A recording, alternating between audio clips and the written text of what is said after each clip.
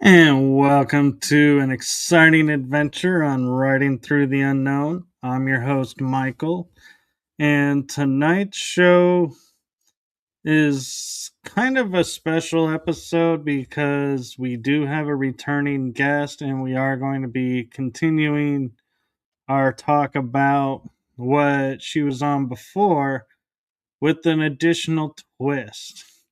And that twist is I had a session with her, so we're going to incorporate that into today's show somewhat. So I am going to turn it over to the one, the only, super wise, extraordinaire, Jen Nunez. Thank you very much, Michael. Love that intro, and I gotta say, I love your intro to your whole podcast. So very well done. Thank Um, you.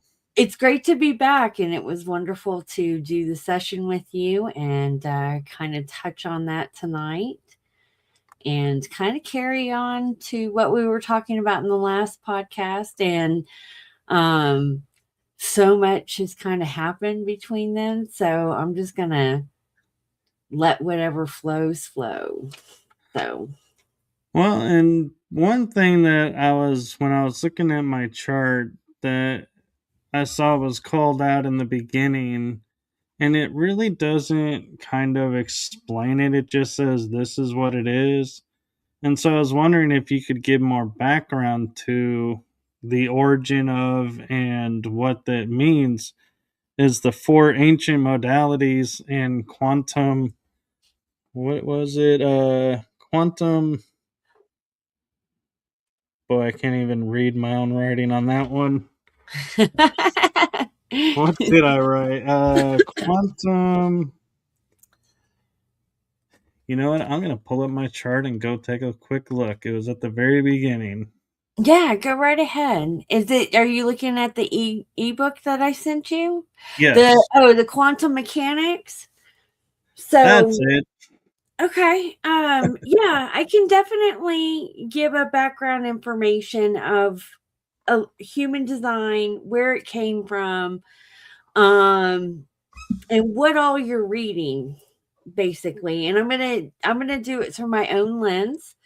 I have found that, first off, human design is kind of rarely new to the collective outside of astrology, the I Ching, the chakra system. Quantum physics is kind of new. We're reading that. Um, the Kabbalah system, all those have been in the collective or on our planet for quite some time.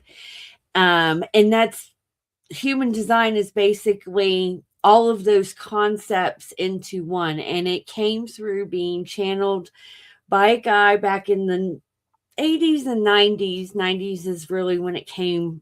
He started teaching about it. His name is Ra Urahu, and he had an experience with a voice, and this voice gave him the blueprint to what we call human design. And the way that I like to look at it, as we'll talk about astrology. Astrologers, or anyone that follows astrology, can know and see that the planets are obviously influencing us here, down here. How that's happening, human design tells us. So, all of the systems that I pretty much said is like as above, where human design will show you on a more biological level, what makes you tick, what is actually pulling the strings, why it is that you react in a certain way.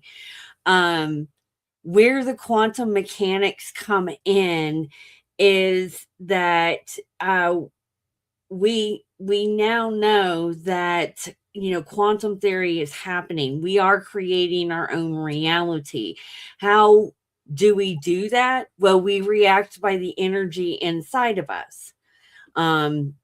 This is why when you something outside of you happens, it's not the situation that makes you feel that way. It's what's bringing up inside of you that's making you feel that way.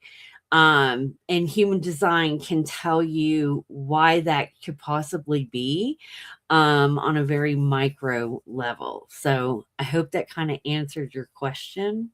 It did, and my next question that I was thinking about is, all this information is really great, and I have it because I reached out to you. What do people who can't reach out say, for some reason, like don't have Wi Fi or don't have internet or don't have the means to afford these sessions? What can they do to kind of help start to realize what is their blueprint and aspects of their lives that are being influenced by certain things? Well, down to the basic level. You need a software first to pull a chart. I don't to be honest, I don't recall coming across anyone who has not pulled a chart, where it does not involve like a software hand. I don't know if that is possible. I'm pretty sure at one point in time it was. Um, so they would have to, one, be connected with the internet to do that, or know somebody that has the software to be able to pull a chart. Anyone can pull a chart. If they, reach out to me, I can pull a chart for free.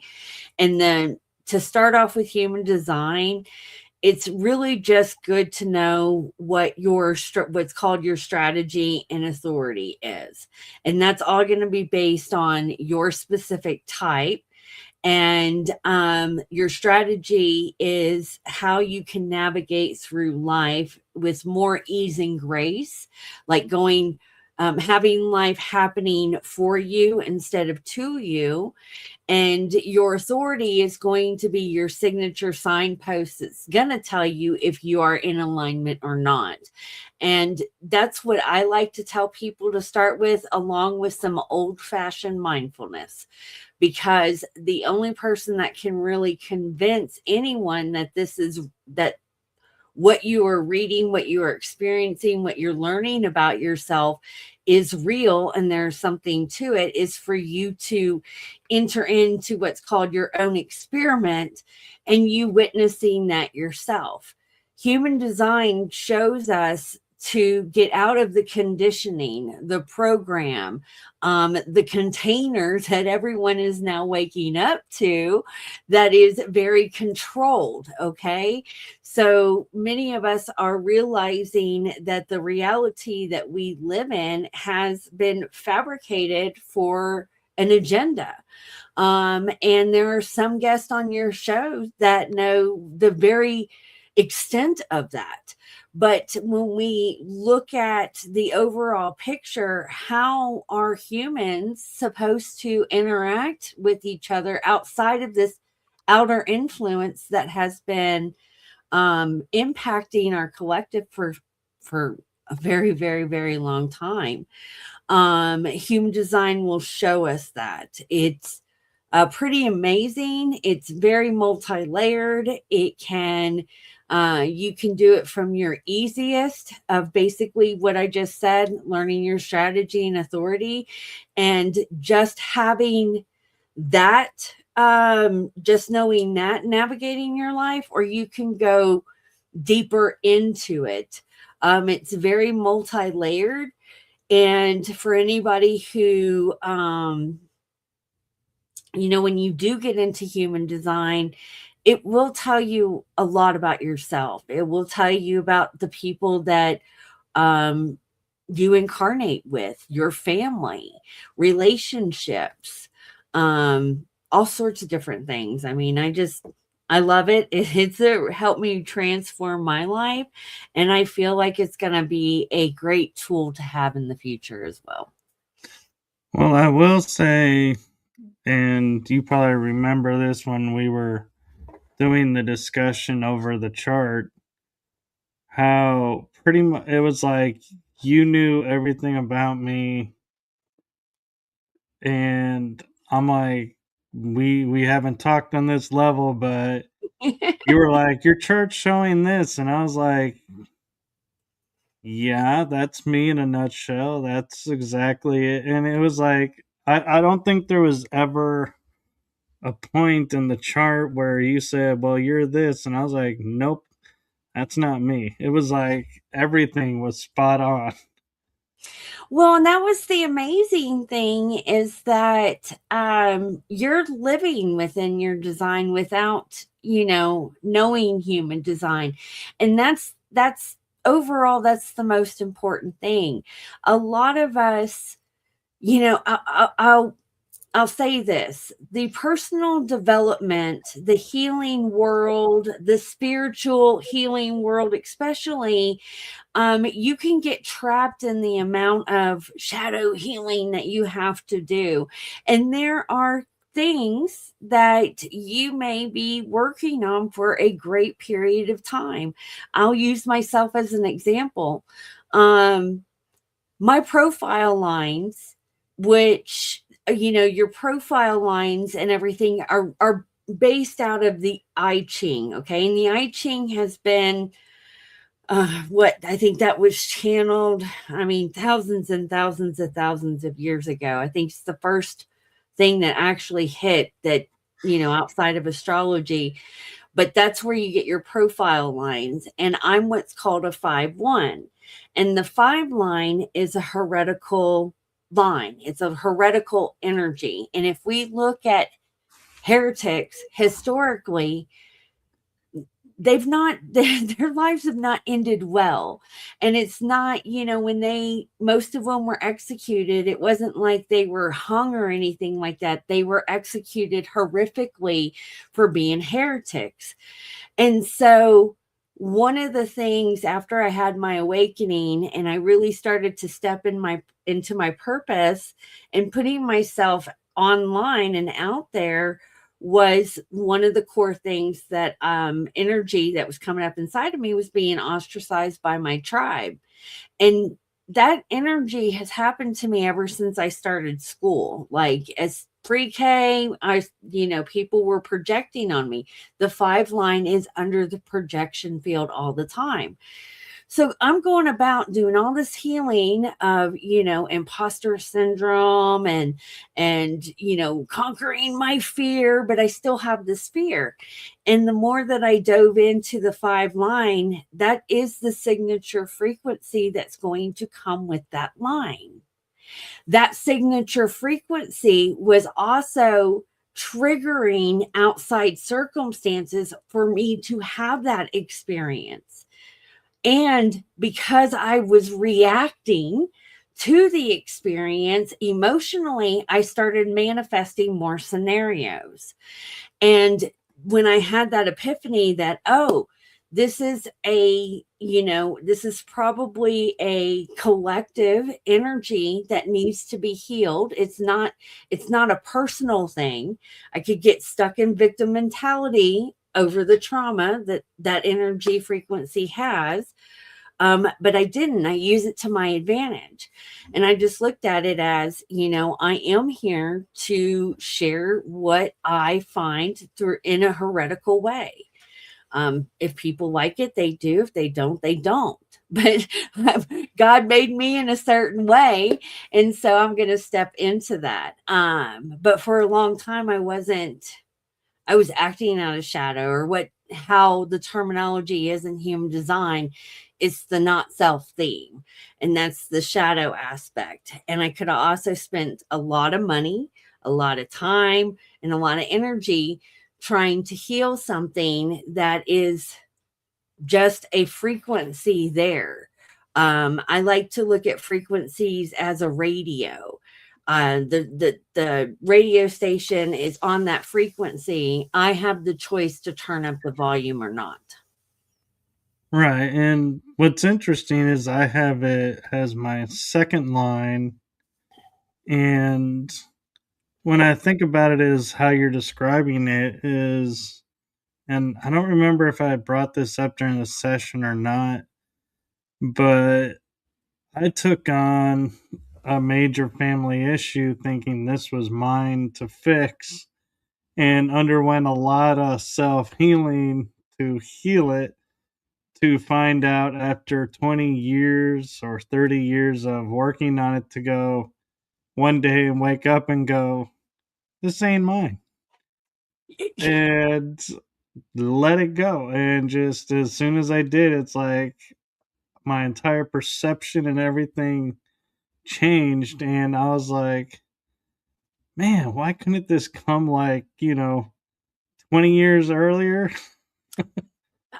I know. So your profile is a 3-5. You have that 5 line too. So you're going to be in the projection field. And your 3 line is gonna the 3 line is always bumping into things to figure it out. So you're gonna have all these scenarios just kind of pop up into your life. But people are gonna project on you through that 5 line, and the 5 line can be viewed as a savior.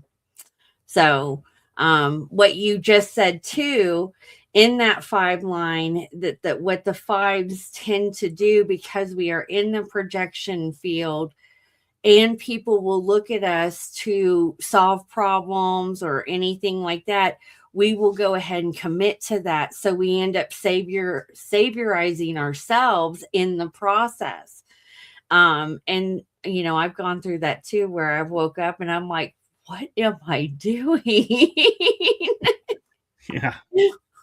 Why am I doing this to myself? So kudos for you. I mean, it may not, it may take us some time to get there, but we get there. Yeah. Hopefully, people listening to this, may get triggered to awaken sooner and not have to spend the 20, 30 years we did. Some of the younger generation, I am pretty proud of them. I think that they are seeing things. I have come across some individuals where I'm just like, man, if I just had that wisdom when I was your age, but that's not part of my story either. Yeah, and I think I remember talking with you about, what we went through forged us into who we are. And so if we went back and did the shortcut, so to speak, and had the epiphany sooner, I wonder, you can't help wondering how different we would be today. Would we even still be on the same path? Or would it have Mhm. caused us to vary off and be like, okay, that's done. Okay, let's go do this now. And it's like, wait, you were supposed to do a whole lot more in this area, but now you left it because you feel it's done. Mhm. Yes, amen on that one. Um, I don't. Yeah, it's been one hell of a journey, but I mean, at where we're at in this game and everything that's going on, I don't. I won't change who I am today. So. Yeah.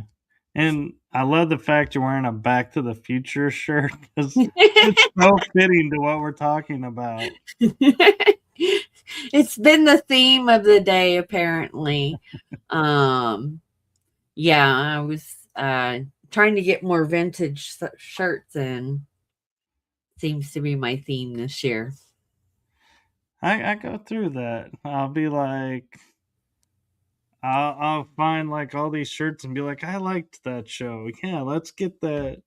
Yeah, I need a shirt for that. Or yeah, I need that. And then it's like a year or two down the road, you're like, why do I have this? And then it'll be like a couple of years, you're like, man, I'm so glad I still had this shirt and it fits, and I'm bringing it Right. back. Yes, yes. Um, did you have any other questions that popped up on your human design? Well, one of the things I was curious about too is the processing, when you I forget where it is in the chart, but it's like for me, I'm able to almost like a one and done. I see it, I learn from it, and then I let it go, and that's just who I am. And other people are, I see it, I learn from it, I share it, I relook at it, I learn from it, share it, and they go through a longer process. So, how do these two different patterns coexist? Because I find at some points it's like, you could be looking at something and you're done, and somebody's looking at something like 5 days later, still looking at the same thing, and you're like, come on, seriously, we're gonna keep going here? You're gonna make me rehash this? And so I don't think it's fair to that person, but I'm also like, but this is who I am. I'm already done with this, and you keep wanting me to bring it back up. And so, what advice do you have about that? Well, I would totally. So on the right, there's so many multi-layers to human design. On the first layer, I would say that has everything to do with your type. And so there are basically 4 types. There's just one type that's kind of split into 2. Some people say there's 5. The majority of society, as we know, are generators and manifesting generators. Still a generator, and that's what you are. And then you have the other 3 types that are manifestors. I'm a manifester. You have projectors, and you have what's called reflectors. Okay. Generators and manifesting generators, that's exactly what you're describing. Y'all are designed to skip steps. You're generative. You have all these energies. You're go, go, go, go, go. And you, being your design in a 3-5, you're here to basically show what doesn't work, what you're going to be bumping into. So in the process of taking that idea and bringing it into doing whatever it is, you're going to be skipping steps, and along the way you're going to be showing what's not working. That's what generators are designed to do. Manifestors, projectors, and reflectors, we all have another specific duty that we are bringing to the whole pie as a whole. So when the ones that either have to process the information, I bet you they are another design type. So yeah, it just depends. Me being a manifester, and manifestors are 9% of the population, we're here to initiate. We are what is, everything that is pretty much manifested in the collected, probably initiated from a manifester to start with. Manifesting generators, y'all still have the manifester energy. But the manifestors here just to initiate the movement, to get things going. Projectors are like the project managers. They're 30% of the population. And then you have reflectors who are 1% of the population. And they're just here to show the tribe if they're doing a good job or not. A very popular reflector that most people know that she is actually doing what a reflector does is Teal Swan. Teal Swan started to reflect back the craziness the spiritual community can get into, because she went through the whole thing of people were accusing her of being like a cult and things like that. But she is a reflector, and she actually did her job as a reflector. So I'm pretty sure she's one that has to sit and process the information, for a while. Also, looking at your design and going back to what I said at the very beginning, the basis of what people want to know is their strategy and authority. Your authority is emotional. That means you have a defined solar plexus. I have a defined solar plexus. There's other types of authorities where people can make decisions fast, okay? But not the emotional awareness. The emotional awareness needs to wait for it to not be in an emotional wave and for clarity to make the decision. And the reason we do this is because sometimes we say yes or we say no to things when we are in a high emotional wave or a low emotional wave. And the next day we wake up and we're like, why the hell did I do that? So there's a couple of different mechanics that can be playing the part, to answer your question, but that's what I would look at right away. You're designed to move fast. I'm designed to dissect. And I am one of those that now that I know my design and I try to apply it in every area of my life, I don't make decisions too fast. I have to dissect things.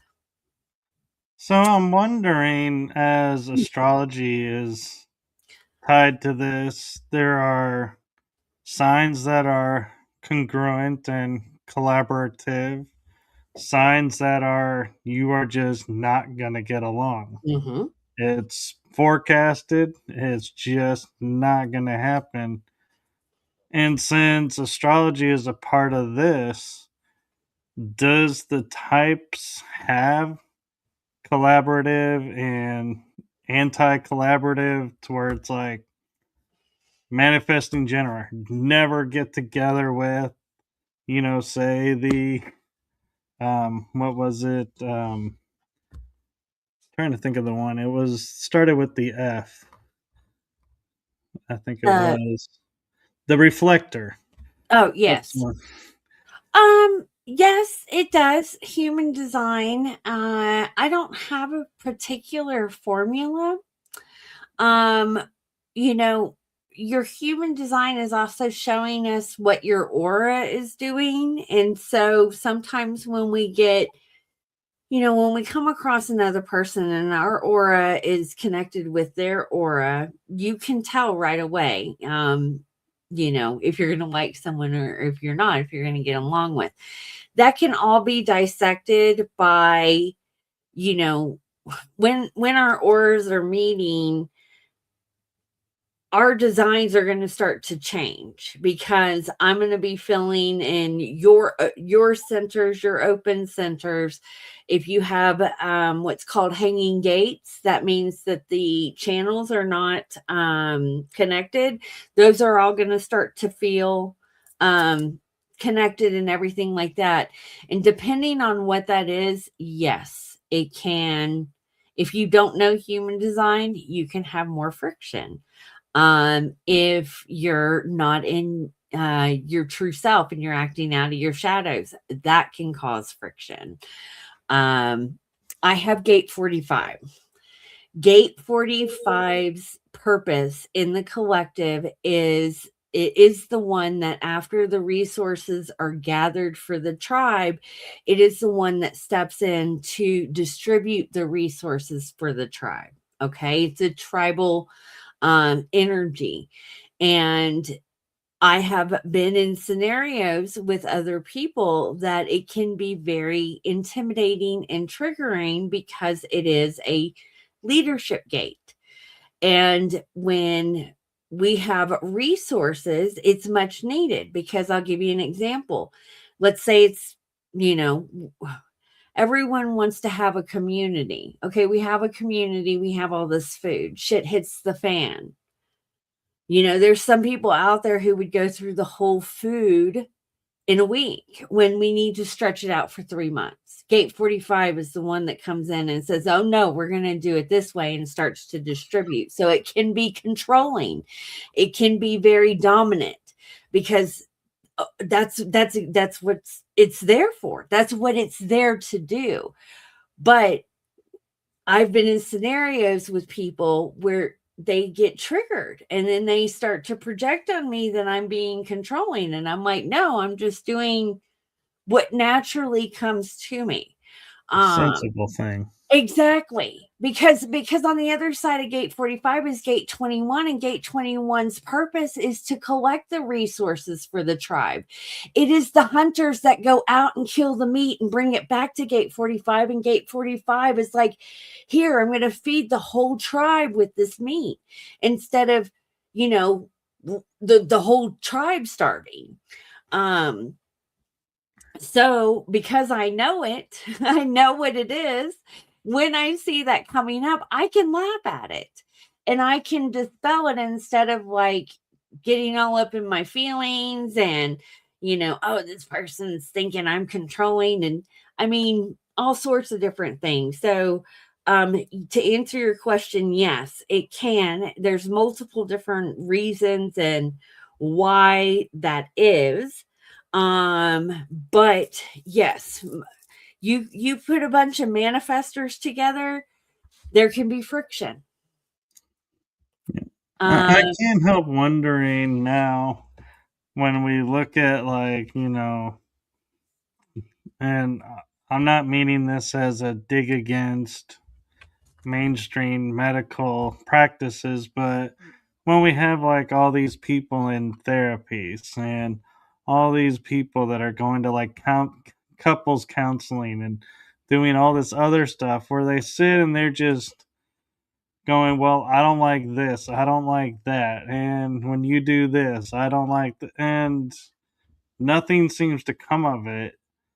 I wonder if instead of going through and those months of counseling, if they took the hour and a half and did one of these, how much of that would be resolved right away and be going, okay, so this is who you are. I'm not going to hold it against you. Okay, we can change our relationship now. My mentor, who I recommend in that case, I am really starting to just now dive into the connection. What it's called is you would run a composite chart, because there's something that happens on a higher level when you get more auras together. Then I won't dive too much into this, but my mentor, he did that. And there are relationships that he has saved because he was able to pinpoint that in a way that most likely we know what the other person is annoyed by. And again, what I said earlier is that most of us, when we go through life, it's not the other person that's making us feel that way. There's something inside of us that is happening that is getting us to react. The other person doesn't get you to react. And be mindful of people disrespecting you. I'm not allowing that. But sometimes your husband or your significant other could do something that just irritates the fuck out of you, and you don't know exactly why that is. And most likely human design can kind of tell you about that. I like it because I know that you can be more forgiving with people too. I have some friends that, they may be gate 49, for example. It's a revolutionary gate. It's very passionate about what is happening in the world right now. And because it comes off the solar plexus, which is emotional, if it is defined, it can be very, extremely passionate, and some people can take that as too much, where I see it as we need that. Our world right now needs people to light a fire underneath their ass, in my opinion. And that's exactly what gate 49 does. It stirs up that energy for revolutions. We would know most people, I'm pretty sure if we ran human design historically, The ones that started revolutions in the past probably had that gate. So, and that's where I'm at too with this, with human design, is because my one line investigates and I love doing historical deep dives, I'm starting to pull charts on historical figures. And I'm like, wow, okay, there we go. That's why that person is at play in that specific scenario. But their design is also triggering, going back to your question, their aura and everything is triggering the people around them to start to get that energy to manifest in that certain way for whatever that outcome was.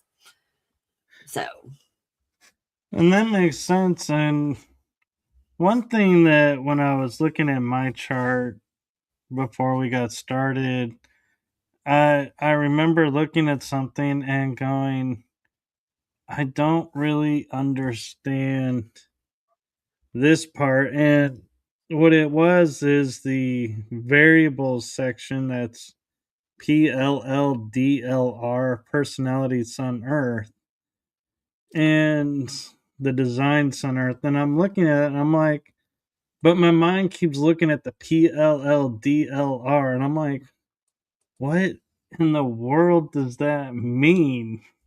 And what did those letters mean? And so that's where I'm like, I think where I'm trying to understand it is I get hung up in, what are these letters? Because normally letters stand for something, and it's like I'm feeling like I should know what these letters stand for. It's probably something super obvious, but it's like not locking in my head, and so I'm like, I don't know what this is and now, what these arrows are about. so yeah, again, multi-layered. On the surface, what your variables are going to show you how you're viewing life, how you're processing information in your head center, your digestion, um, how you're supposed to digest, how you're supposed to manifest, what motivates you, the environment that you are supposed to thrive in. To be honest, I don't know exactly what the total PLL or what the letters mean, but the variables and the arrows on the human design chart, it's just another layer of telling you um what your senses are. It's really the way you're viewing, how it's calculated. I'm not, again, it's like the package that I gave you was the full report. So let's just say that it like had the master level. That's what you're looking at. But I feel like it's important because the way that we view life is very important. If your arrows are facing all left, then that means that you can be very mechanical and strategic. I have a friend that is like that. So any new information that comes in, he breaks it down in a very strategic, mechanical way. Where right, when your arrows are facing right, you're more open to the information. You don't have to get out a notebook and write every single note down. You just kind of absorb it. It shows you how you learn better. People learn better when they have notes. When they're writing everything down as they're listening. I don't learn that way. I have to do two things at once. So I absorb the information a lot better when I am walking and listening to a podcast. If I'm multitasking, when I read books, I like to listen to the audiobook and read at the same time. I absorb the information a lot better. So when you get into your variables, it's just like another layer. Each one means a different thing. It kind of gives you different information. I would say that's like a level 3 or level 4 in human design. But when you start to go through your book, that's what I was checking. When you get into the senses, that's what's going to tell you more about yourself, your motivation, your environment, your digestion, the way you're viewing life, how you process information, and so forth. So, And what's kind of funny is as I'm listening to you, my mind goes, oh, so it's personality left, left, design left, right. And I'm like, oh my God, how did I not figure that out before when I was looking at it? Going, oh, that's what that is. yeah, Is that is on page 32 is where it'll go into. Again, I can't right off the bat, yeah. I can't remember exactly what the PLLDLR mean.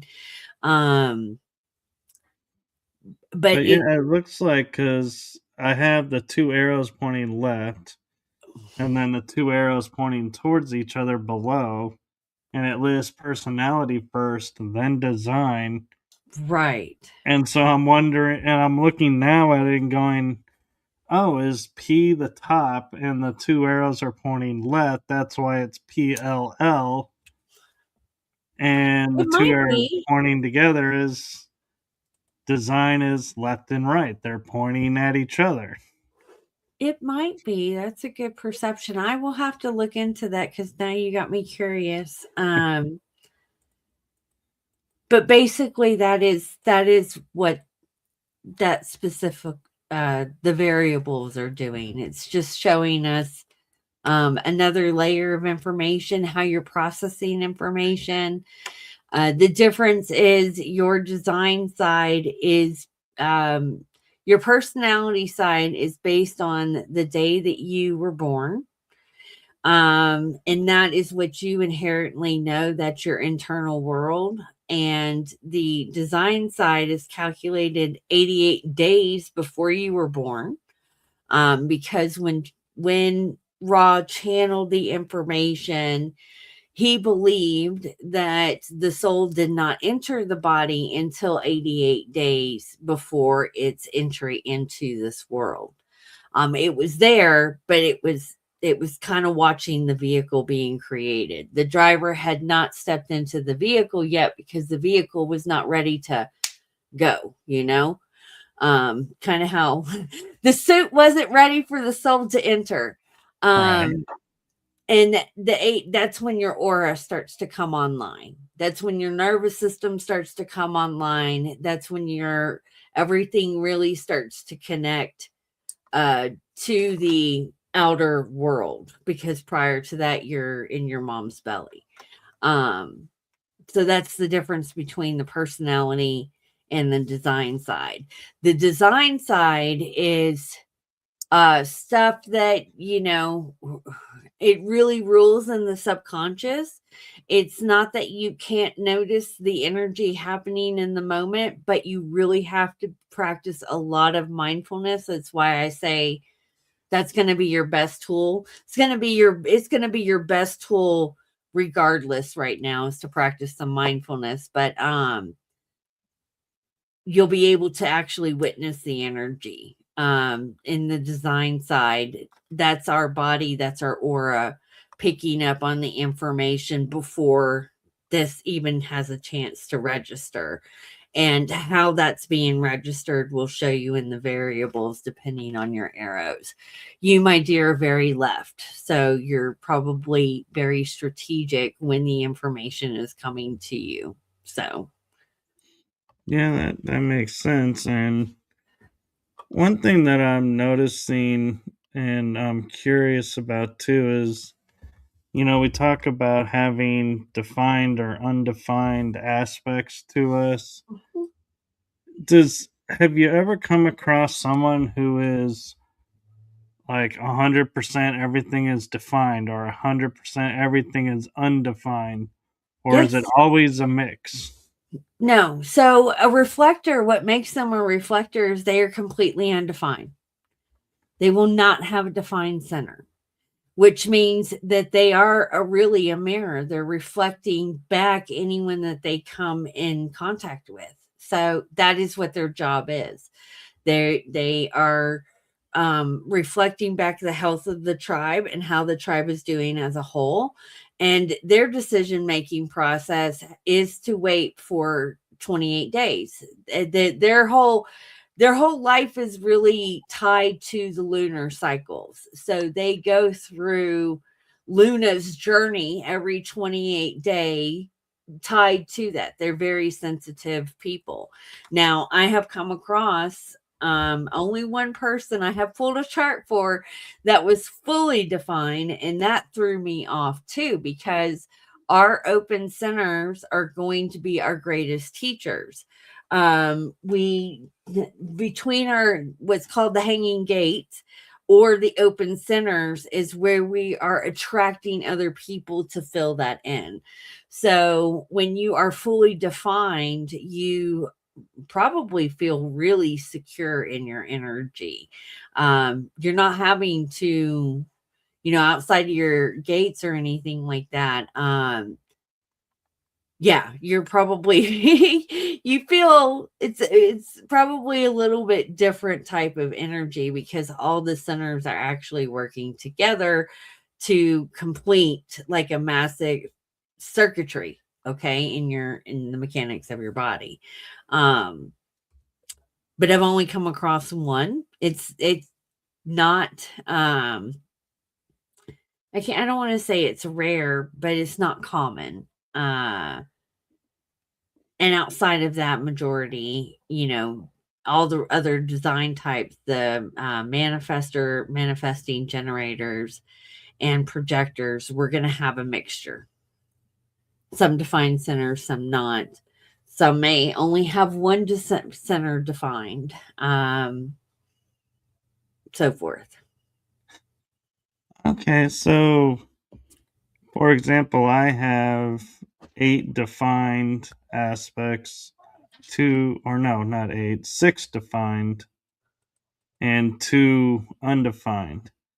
So I don't need to work on the undefined to make them defined. They are exactly as they're supposed to be. So I'm just looking at it as like if someone's wanting to do shadow work, they don't look at this and go, "Oh, this is undefined. I need to everything else is defined. I need to do shadow work to make that defined." It's still multi-layered. So if you're going to use it for your shadow work specifically, and that's what I like to, I would start with your open centers because your not self theme is going to manifest there the most. Looking at yours, I'll say one that I see a lot playing out in the collective that I'm really good at pinpointing the energy at this point is the ego center. Okay. So the ego can be, when it is undefined, it has the tendency to prove something that it is not. And the energy frequency that comes off of that when people are acting and they're not self theme is very icky, especially if you're in the spiritual community and we are all raising our vibration. The undefined ego, when you act in that way, you can tell you're not being authentic, that you are trying to, it's like a popularity contest, and or they, because someone else is doing it, they feel like they have to do it too. And when people who either can have it or don't have defined either or, they can see the energy outside where they just want to tell the person and say, hey, just be yourself. It's kind of like that painful watching someone be someone that they're not. So every center, it's we live in a world of duality. So I would start with looking at your open centers. They're going to be your greatest teacher, but everything in human design has that duality to it. The gates, the channels, the centers, whether they are defined, undefined, your profile lines, like again, it's very multi-layered. But I mean, it's helped me a lot, because when you do know yourself at a deeper level, when something happens or you're in a certain scenario, you can kind of recognize the energy. I know that everybody who's watching this has encountered a situation in their life where they're, maybe they're talking to someone and they're asking themselves inside, why can't I shut up? Like, why do I just keep talking? It's going to start to answer those questions, or when you get into an argument, why you act a certain way, all sorts of different things. So when you can recognize it happening in yourself and how you are reacting to the energy coming up inside of you, you can start to make better informed decisions. You can pivot, you can change the direction that you're going in your life. If you keep creating the same similar scenarios in your life, then human design can help you dig deeper on a level of like what is happening, what energy is coming up inside of you, how you're reacting to that energy for you to keep manifesting that similar timeline. So, Right. And I just want to make a observation is I just realized I miscounted. I have 3 undefined and 6 defined, so there's 9 total. And what's interesting is my undefined is the head, the heart, and the root chakra. Or the root. I don't know if it's chakra based. It is. And so I was finding it interesting as you were talking about the ego. I kept looking through each of them and going, which one's the ego? It's that small little triangle to the right hand side. Your gate 21 and 26 are highlighted in it. It's a small little motor. I have to go see where. I don't know what mine was. Let me go see. Trying to get to the picture to look at it, and okay, I'm at the picture, and you said the ego is where? To the right, it's a small little triangle. It's got the numbers 26 and 21 highlighted in it. Right, yeah, I have that. Okay, Yep. I see that. Yep, that is the ego center. Majority of the population have that undefined. There's only 37 around. I would say anywhere between 35 and 40% that maybe have it defined. The defined ego is here because it's the one that comes in and gets things done. That's another energy that it has about itself too. When people really step in to the defined ego, can trigger other people because it feels like someone's taking over. However, without the defined ego, nothing would ever get done. That's what it is there for. It's there to kind of take control and have that pushed energy. That is why it is a motor center. It's just one of the smallest ones that we have in the body. So, but yeah, it's I don't see you acting in your not self theme. And I told you that in your reading. Right. You know that, but people who have this undefined, they can try to prove something that they're not, and they don't need to. They just need to be who they are, and the more that they are just who they are, the more that whatever they are seeking by trying to prove themselves will manifest a lot more. So you also pointed out you have an open root. I have an open root. This is just a constant freaking pressure. root pressure, survival pressure, pressure to get things done. When this pressure comes in, it needs to, and for me, it's like it needs to be done right now. And you try to do things to relieve this pressure that you are constantly under, just to find relief. But that's the pressure. Doing the things that the pressure is causing you to do is not going to relieve the pressure. It is just you recognizing that the pressure is there. You also said you have an open head center, so you also have the two pressure centers, or the open head center and the root. You're in a pressure sandwich. So you are in the pressure of trying to formulate your ideas and get them out. You also may spend a lot of time thinking about things that don't matter. What I mean by that is, going to a place and noticing something on the wall and thinking about that thing for 30 some odd minutes, only to get to the conclusion of, why was I thinking about that? What is that going to do? Why do I have this knowledge? That is spending time thinking about things that don't matter. But that's only because you're in this pressure sandwich to just kind of formulate those ideas. Again, knowing that when you see the pressure, especially with my open root, when I feel the pressure coming in, I talk to it. I'm like, that's not my pressure. I'm not going to cripple myself because I'm feeling this pressure to do or go, or it's root related is the best way that I can kind of explain it. So I burnt myself out in my business and ended up resenting it big time because I was responding to the pressure.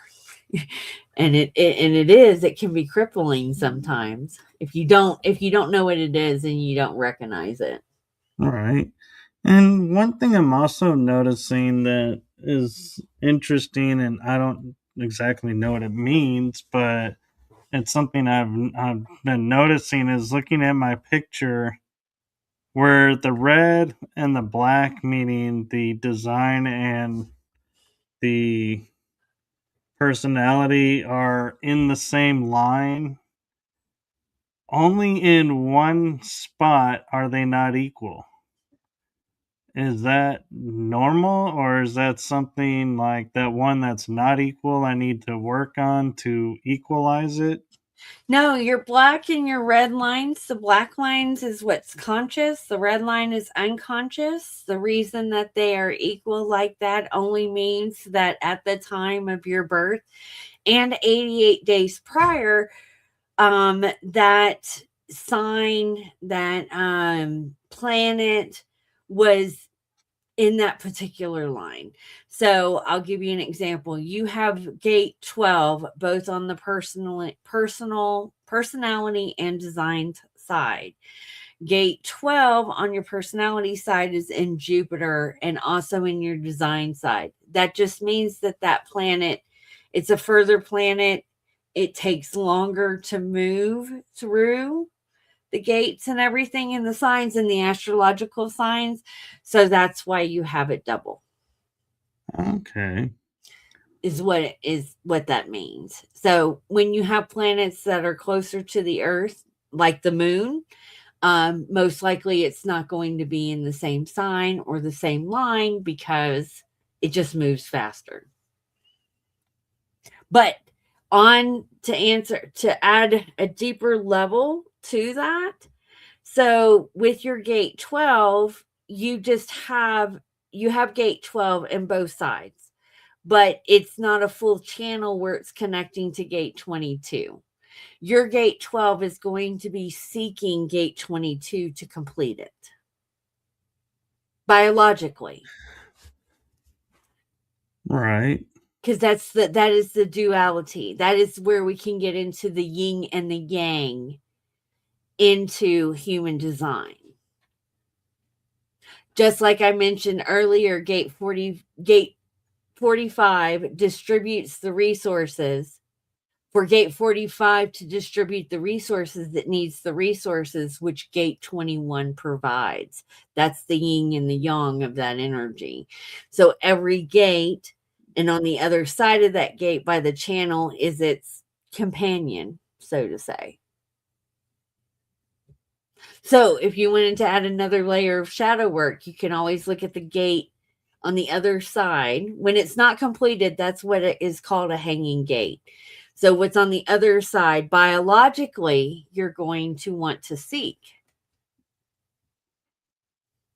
Okay, that makes sense. And I'm also a little curious because the design is subconscious, right? Where personality is conscious. Mm-hmm. Is it normal that the subconscious and conscious aren't equal? That like I think I have more red lines Mm-hmm. than the black lines. Mm-hmm. Yes, because you can have on the personality side, some of the planets can be in multiple different lines. So it's yes, to answer your question, you can have more red than black. It doesn't, you have the same amount of black, but you may not see it because there's stelliums that happen in our astrology chart. So it's going to also affect the certain gates. One gate can be multiply defined by the planet or what's happening astrologically. And again, tying in astrology would just give it a deeper flavor of how that specific gene is really manifesting itself, because that's what the gates are. The gates are tied to the I Ching, and the I Ching is tied to the 64 hexagrams in your DNA strand. Right, and so let's just take a hypothetical. When I'm looking at my chart, so gate 57 and gate 10 are connected by the subconscious, but not the personality, consciousness. But because it is connected, I don't need to do shadow work to make both of those connected. It's already connected, so don't Well, yeah, sit there and you would not need to do any shadow work as it pertains to connecting gates or anything like that, but you would want to just dive into what the not self theme would be expressed for not just the gates, but also that specific channel. So, um, I'll give you an example. So that is the 1057. That is the channel of perfected form. This channel is about the self and personal uniqueness, being empowered to survive in its own way. This survivalist intelligence comes from gate 57, splenic energy, survival, well-being, and fears. It helps gate 10 express its creativity and stays true to its true self in the situation by being provided with a unique survivalist potential. So you can, and it'll probably be in the moment because that's how the spleen works. You're going to be able to have quick downloads on solutions when it comes to getting out of any type of situations. It's kind of knowing where the exit door before everyone else knows where the exit door is. However, in the not self theme, how this can come through is you getting hits from your spleen that, hey, here's the exit door. If something happens, you're going to do A, B, C, and D to survive out of this, and you ignoring that. Does that make sense? it does. But again, going back to the gates and everything tied to that is going to give you a more flavor on how that specific energy is being expressed. And I'm kind of curious too, is I see the design has each of the planets, and so does the personality in the chart with numbers. And then I see the connecting or hanging gates or not even connected gates Mm-hmm. in there. But then in the arrows, there's like two numbers in each arrow. What do those It's a numbers? total, that's like level 4, level 5. So I don't want to add too much information because then it can get confusing. That goes into all sorts of different things called tones and colors. Um, yeah. Okay, so those aren't gates that are No, needing attention, in other no, words. no, not at all. Okay. No. Because, yeah, I was getting confused, like, because on the right I have 3 3 and 2 2 and arrows, and I'm like, if those are gates, how do I connect a gate Mm. to itself? No, you don't, and you won't. The only way that you can is by coming in contact with another person's aura. But you don't need to, honey, because you are what's called a single definition, which means all of your centers are communicating with each other, and you don't need someone to step in to fill that.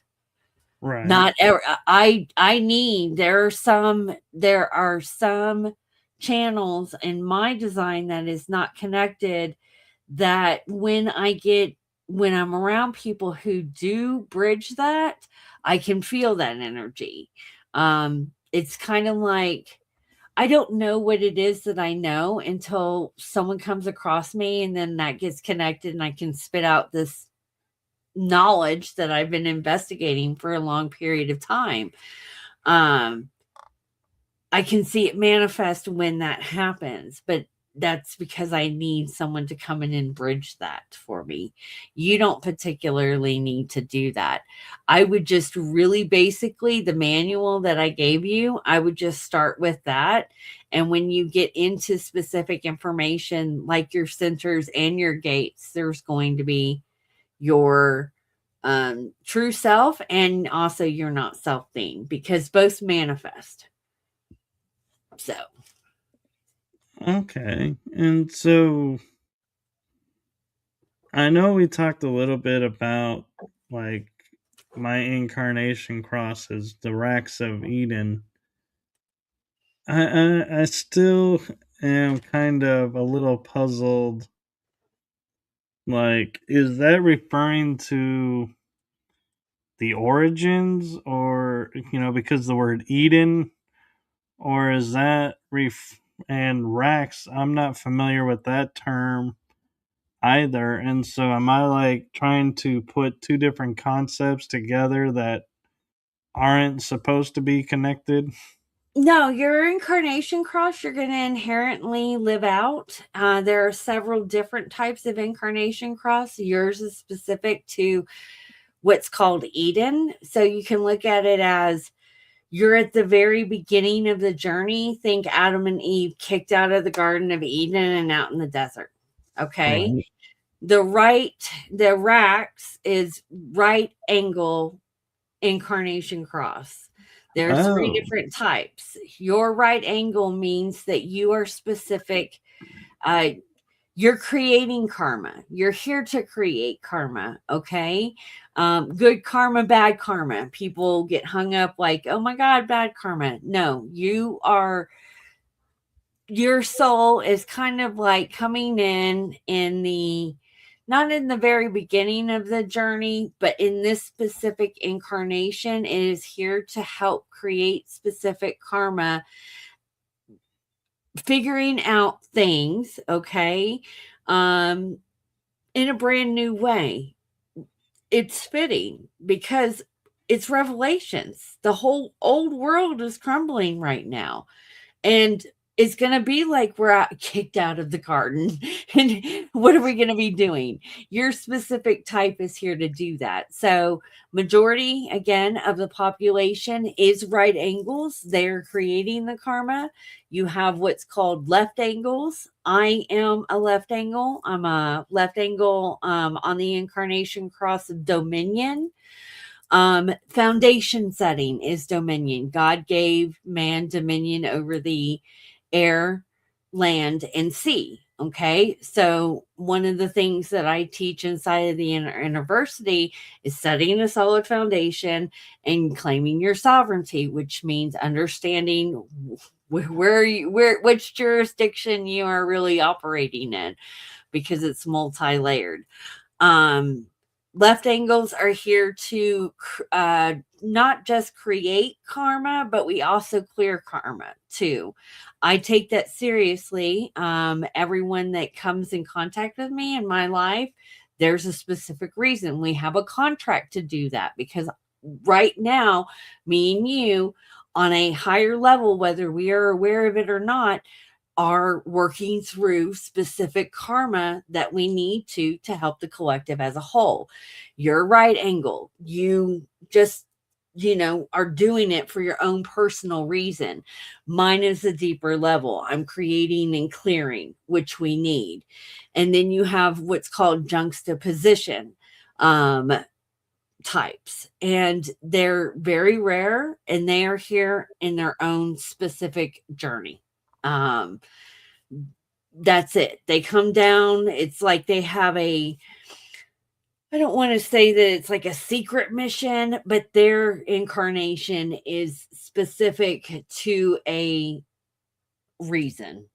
So there's a very few type of those that come and do that. So that's where it kind of gets into the incarnation cross.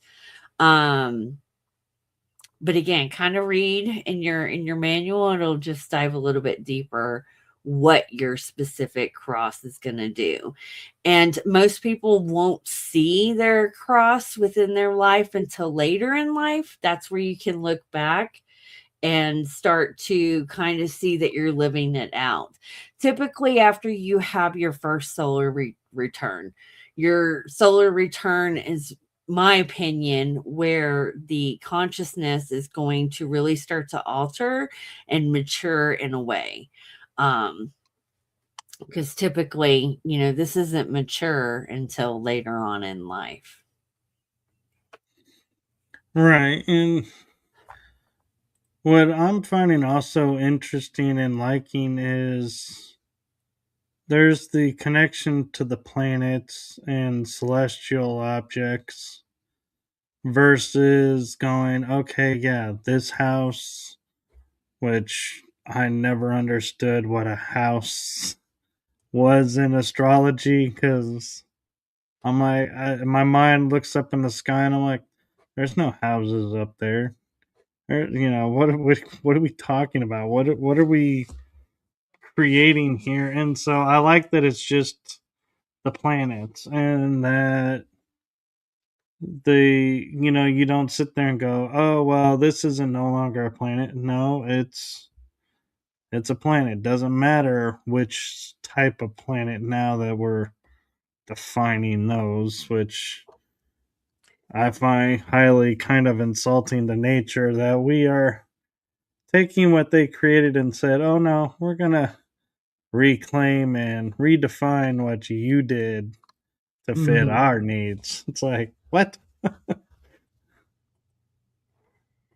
Well, you can pull charts that look like astrological charts through human design. And that's just like another layer. Even if you add into the astrology, the best way to look at the houses is that the first houses 1 through 6 has everything to do with you and your internal world. Your internal world, what's happening in your personal world, in all areas. So personal, spiritual, mental, and physical, how you look physically, how you make money, your family life, all of that personal, where the top part of the astrological chart is going to be connection with other people, how that is playing a part on the world stage. Adding human design into that is just another layer of flavor. So that's another thing that I personally have been tracking, because as the heavens move up above, stars, the moon, the sun, and everything like that, it is impacting your design right now. That's something completely different when you start tracking the transits, but it'll affect the way that you feel, act, and I'm just trying to pay attention, by checking in on a daily basis, like what's happening up above and how that is affecting me and how I'm feeling. Sometimes I can wake up and I'm like, why do I feel so funky? And then I will look, and there's either a transit going through the emotional center. And so I'm like, okay, I'm just feeling funky today. Doesn't mean anything outside of me is making me feel that way. I'm just processing energy. And the more that I don't get in my head about it or take it personally, or start adding in healthy habits, like, just to help transmute it, I can have an easier day and a more compassion day than triggering a bunch of people because I just feel funky. I have to tell it. I woke up this morning feeling funky, and I told the people around me that, hey, I'm feeling it. Let me have a moment. Yeah. I'm kind of noticing, because I'm seeing now the gates, and I didn't get that far before, and as you were talking about them, I'm seeing like personality of the moon being driving force is Gemini, and so I'm like, okay, that's the twins. Okay, I can get that. And then when I go down to design moon, driving force is now Aries. Is it normal that the signs could be opposing or different signs? Absolutely, because your design site is going to be calculated 88 days prior to your birthday.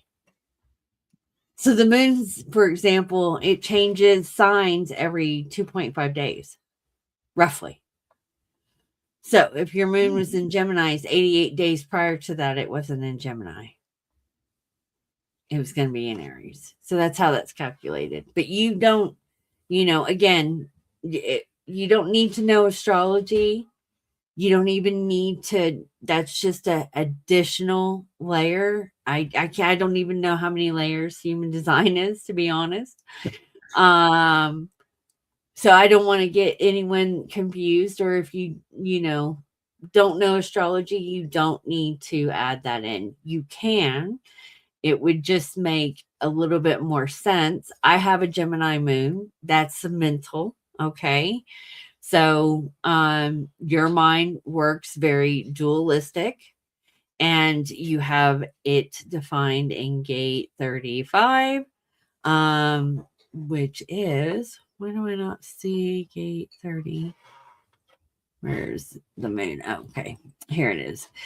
Gate 35 is going to be in your throat, and it is basically, the gate name is for change and progress. So the gate of change is always seeking. It has like a desire. It wants something new. It has a need for change. It needs to change things. It has the potential to see things that need to be changed. And so therefore it wants to speak up. And it can do that in a very Gemini way.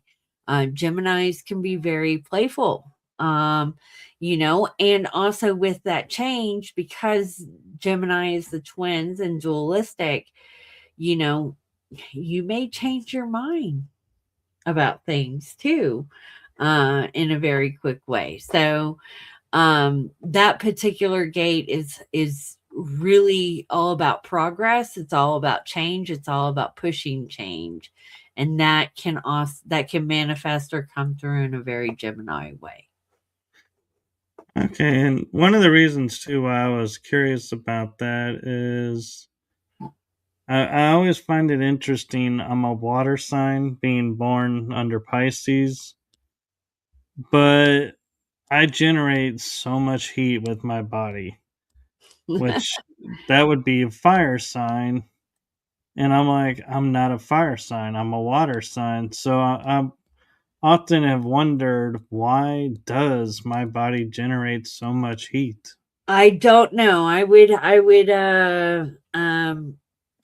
probably recommend getting into some Ayurvedic on that one. I don't know. I cannot. I haven't quite established how to read that through human design. I'm pretty sure on some level, there is someone out there that could possibly do that. I have not gotten to that level. So, but any Well, more questions? not that are coming to mind, and we're actually at an hour and a half too. Yeah. It's we're getting close to it, so it's like perfect timing. And I just want to say thank you for your patience and explaining that. And I think, in my personal opinion and my hopes, is people see this and what we were discussing and seeing how it, clarifies who we are and how it explains what we do in a way that they could see it firsthand, that people sit there and go, hey, I'm feeling stuck in this. Maybe I should contact Jen and get one of those and help, push the stuckness out and get everything flowing and find answers to questions that we may not even know we had, or questions that have been plaguing us and going, I don't understand, why I do this. And having this done gives you that answer. And so my hope is that everyone watching this, and when I say everyone, I don't mean every single person who watches it, although Jen would love that, but the people that are drawn to wanting those answers will contact you and seek out those answers and start the process. And by no means am I sitting there and saying, hey, now that I've done this test, I don't have any shadow work or anything to do because all my answers are here. That's not what I'm saying. I'm just saying it'll open doors that have probably felt stuck, and awarenesses that you didn't know you had. That's where I'm hoping you'll go with it and help you move forward. Yes, it will. I you know, the more that I recognize or see just the energy happening in my own life, there's definitely something to this. And this particular show and what we've been talking about is just specific to the individual. The reason I'm passionate about it is because there is something that happens when we connect together all of our auras that is also playing a part with how they are controlling us as a whole, how we're being programmed, and all this other stuff. So the more that we can learn about ourselves, it's kind of like we are taking back little pieces of our sovereignty. But that, even though that human design is kind of fairly new, they know the powers that be that want to control us as humanity know about this, and they'll prey on the different centers. And so when you can kind of recognize things in the moment, again, you can just kind of make better choices. And for anyone that's watching that would like to dive a little bit deeper, I mean, even if you don't have any money for a session or anything, and you just kind of want to know what your type is, definitely reach out. I'd love to have a conversation with you. And the free report really basically will give you the information to kind of get started. And there's so much information on online now that you can just kind of dig deeper into that. But yeah, I feel like it's going to be a great tool for humanity as a whole moving forward.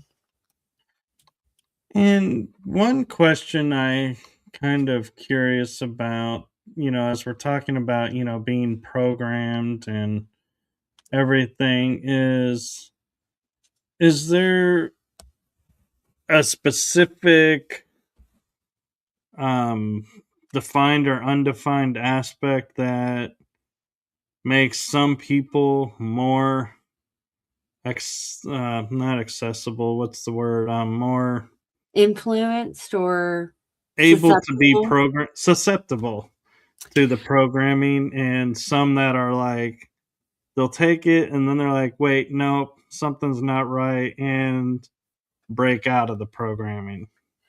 Yes and no. I have been actually investigating that because the shadow side of the open head center, for one, can be influenced by secondhand thoughts.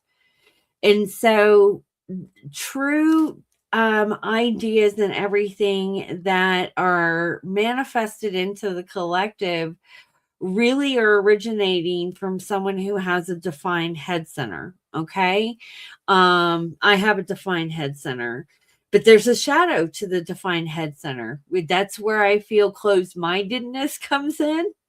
And being too in your certainty, sometimes I can reject outer information where the open head center is more influenced to new ideas.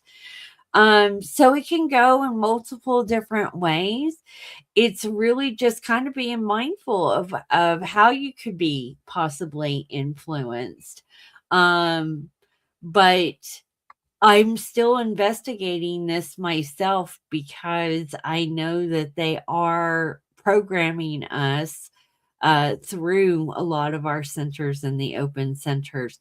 Most people who have the open root, we tend to, especially when what I have found with working with clients when they're building their own businesses, the ones with the open root can tend to have more burnout and struggle with, hitting their goals that they have for income, because they're the ones that tend to add more on their plate than is necessary. Um, Only because we're trying to do stuff to relieve that pressure. And it doesn't matter how much you put on your plate to relieve that pressure. Nothing's going to relieve the pressure until you stop responding to the pressure, really. Um, so it can be multiple different ways, but I do feel that they use that to keep us distracted. You know, Going on the open route, it's survival. And people right now are trying to just survive, and they are trying to survive in multiple different ways. Working, I had a friend on my timeline who had a breakdown today because her son said that all she did was work, and she doesn't have a choice. And I know that she probably has an open route too, just by what I know from her. And, she's just trying to survive, but she's also trying to do stuff to relieve that pressure.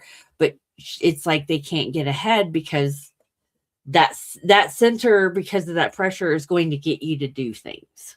So Right. And that makes sense. And I put the RISE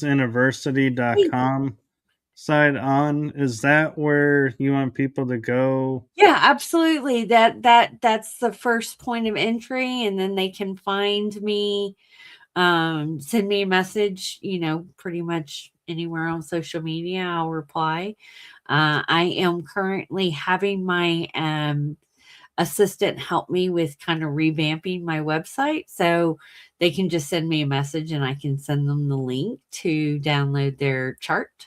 So we should have that up soon as a button, but just trying to get all the other stuff knocked off my to-do list. It's never ending. Never ending. And on a personal note, I have added a QR code to the screen, and that is if you wish to donate to the show to keep it going and being able to have such amazing guests as Jennifer on, feel free, any amount you feel comfortable with donating. 100% of the proceeds go towards me and the shows, and I use that money specifically for shows. And so I would like to say, being a guest, Jen gets a cut, but my guests don't get paid. I don't get paid. And so we are doing this and sharing this information from our heart source. And so thank you to everyone who's watching and supporting both Jen and RISE Innerversity and my shows. We can't do what we're doing without your support. So thank you so much. And as with last time, I'm going to do it again for you, Jen. Is my heart to your heart, my shows to you. Thank you for what you're doing. And thank Thank you. you for being your authentic self. It's seen, felt, and appreciated. Thank you. You too. Thank you for being in your true form. Thank you. And yeah, and just on a fun note is when we were talking about all of my chart and everything, there were moments where we were sitting there laughing about the results and going, "This is so you." And I was like, "Yeah." And we'd be laughing about you couldn't go the other way. It's like it just isn't you. And I was like, "Oh, but and she would be laughing where I'd try to say, "Oh, I could do," and she's like, "Nope."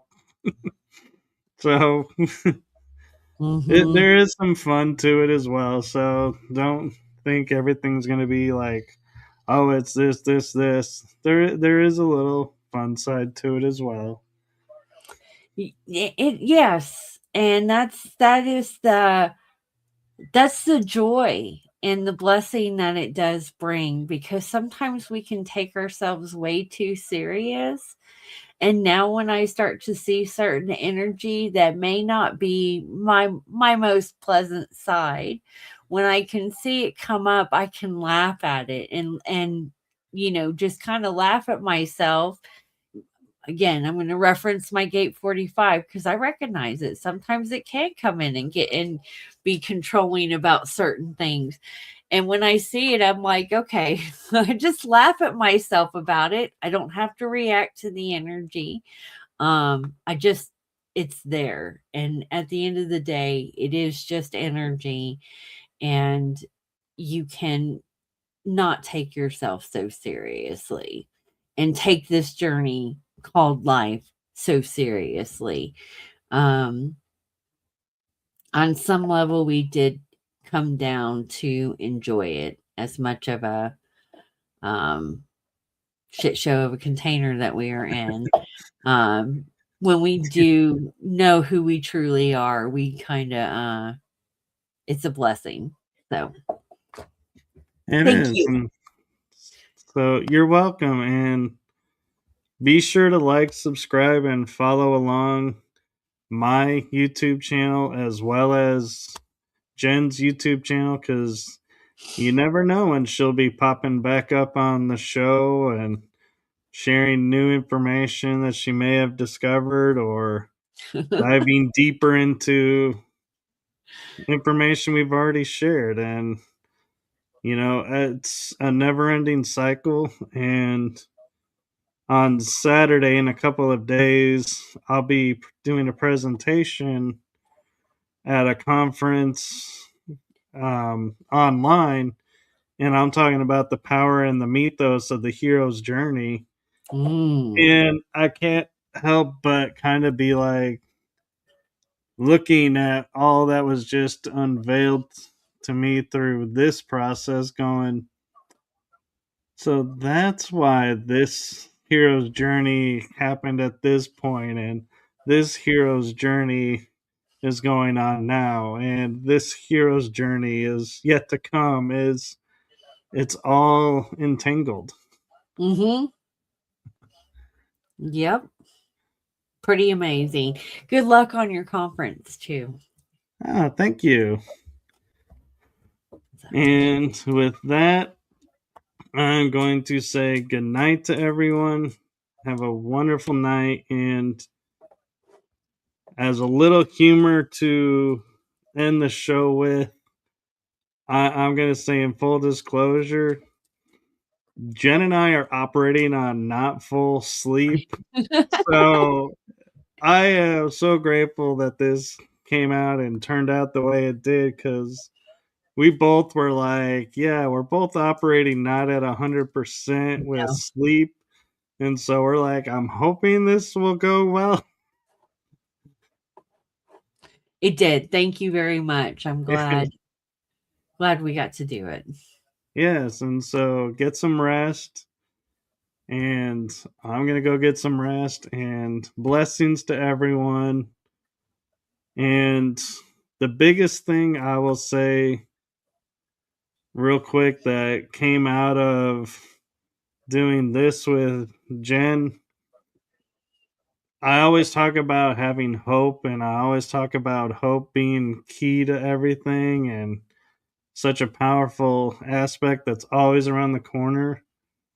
I will say, without a doubt, no matter what came through as we were discussing every step by step, I always knew there was hope with it. It was like it was reaffirming and validating all the hope. And so that's something to keep in mind, as well as when you're, if you're stuck somewhere or you're feeling like something's missing, take a chance and see, if what you'll discover on the journey into your blueprint.